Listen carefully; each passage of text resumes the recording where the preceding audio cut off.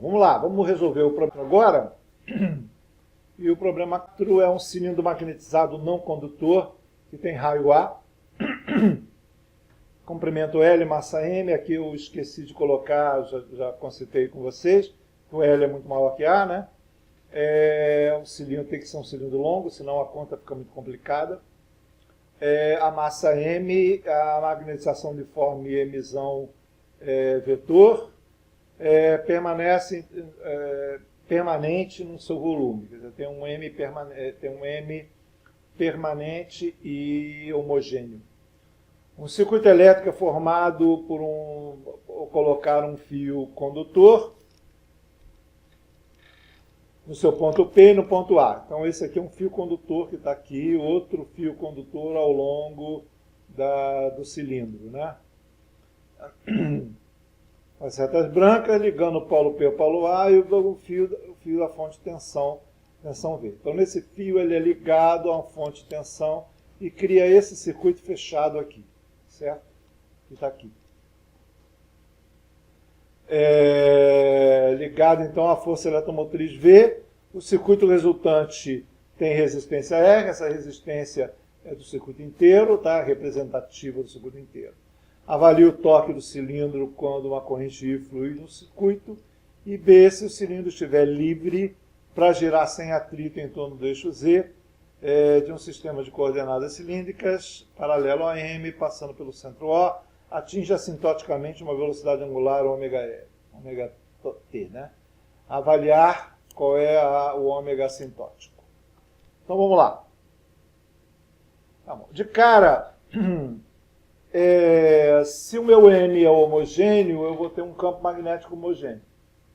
Isso é fácil de ver, porque se eu tenho um M homogêneo, eu não tenho outro campo a não ser por causa da magnetização. A gente pode avaliar esse campo através das correntes de magnetização. Rotacional de M é zero, então, consequentemente, eu não tenho J dentro. Eu só vou ter corrente de superfície. E magnetização de superfície é o M vetor normal. O meu normal aqui é o R, porque o M vetor Z é zero, então não tenho magnetização nas bases.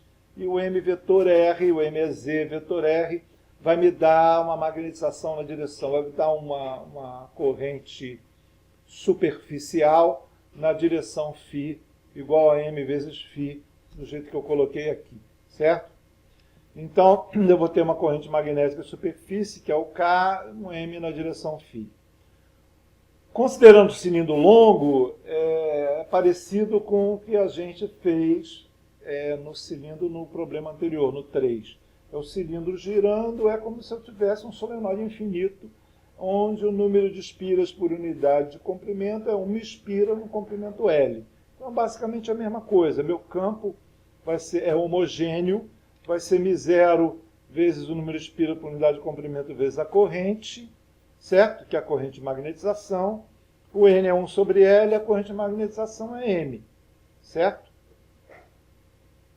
Aí, desculpa, aí a corrente de magnetização, o M é o K, certo? Que é a quantidade de corrente que passa por unidade de comprimento. Então, comprimento L passa uma corrente na direção φ no comprimento L. Então, M vezes L me dá a corrente total. Então, a corrente total de magnetização, ela é M vezes L. Essa aqui é a corrente total de magnetização. Ok? Então, consequentemente, meu campo magnético dentro, em toda a região dentro, é homogêneo, μ0 vezes M. É μ0 mesmo, tá? Não é μ não. Porque, como eu estou considerando o M, que é de magnetização, a magnetização corresponde à minha permeabilidade do meio, né? Então é μ0 mesmo, ele é só uma constante de proporcionalidade aí nesse caso. Bom, eu tenho campo magnético, então a pergunta é, aonde eu tenho força magnética? Certo? A força magnética no fio lateral é zero, por um motivo muito simples. O campo magnético está na mesma direção do fio. Então ele não gera torque, não gera força, né? Eu vou ter força onde? Na parte do fio de cima. Nesse pedaço aqui de raio A. Esse pedaço aqui é quem o campo magnético atua gerando força. Então eu tenho um campo magnético na direção Z e uma corrente passando na direção R, e consequentemente eu tenho força na direção φ. Certo? Então eu vou ter o torque em cada pedacinho dr, ele varia com R, né? Que é por causa da distância do eixo de rotação até o ponto.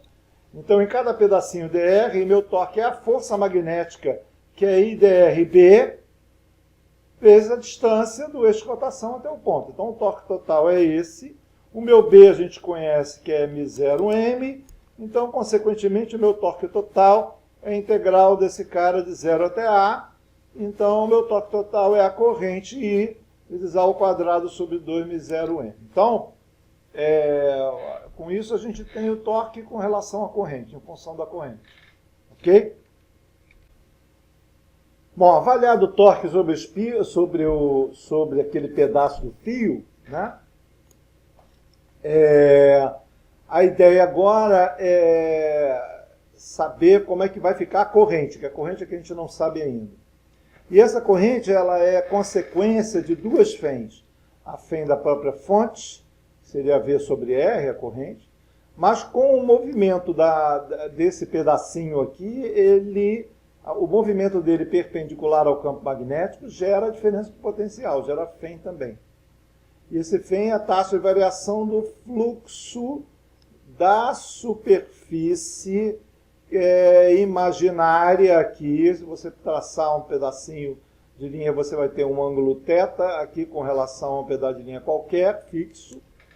E eu sei que esse fluxo é B vezes a área, que é θ sobre 2 vezes A ao quadrado. Certo? A gente imagina uma linha nesse pedaço aqui. Aqui a gente vai ter um ângulo θ, que é nessa parte aqui. Certo?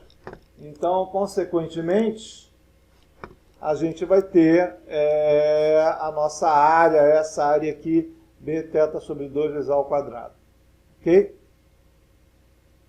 Bom, a taxa de variação do fluxo no tempo é B A ao quadrado vezes dθ dt, que é o ômega, que é a velocidade angular. Ok? E o campo magnético é μ0 vezes m, então, consequentemente, a gente tem a taxa de variação do fluxo, consequentemente, a gente tem a fen, que é o potencial da fonte, mais a fen de rotação, okay? Que é menos dφb dt, e, consequentemente, a minha corrente, que é a fen sobre a resistência, então minha corrente vai ser V menos a taxa de variação do fluxo no tempo, que é esse cara aqui, okay? Sobre a resistência. Bom, conhecendo a corrente, agora eu conheço o torque. Basta aplicar a minha corrente aqui. Aplicando a minha corrente aqui, a gente cai nessa expressão, ok? Que é o torque. Tá? E o torque que é o momento de inércia do cilindro com relação ao seu eixo de simetria, que é meio de m ao quadrado, vezes a taxa de variação do ômega com o tempo, a gente vai ter, consequentemente, a equação de movimento de rotação do cilindro, certo? Bom, com isso, essa equação de movimento aqui é uma equação de movimento conhecida, é uma constante vezes ômega menos ômega final, né? Quando o ômega tende a ômega final de ômega dt tende a zero, mas ele passa a não variar mais quando chega no ômega final. E a expressão que multiplica ele é 1 sobre o tempo característico. A gente vai ver agora o que é o tempo característico. A solução é o ômega final 1 menos r elevado a menos t sobre o tempo característico. A velocidade angular final é essa expressão aqui, 2v sobre μ0 m ao quadrado. E o tempo característico é esse cara. O que é tempo característico? Bom, o tempo característico é o tempo pelo qual você tem 1 menos 1 sobre E, certo? Do tempo final, de elevação da velocidade, tá? É um tempo pelo qual, quando você sabe que é 10 vezes isso, significa que ele já chegou na velocidade final de rotação, que é essa aqui. Ok? Então, esse é o tempo característico de rotação e a velocidade final é essa aqui. Tá? É isso.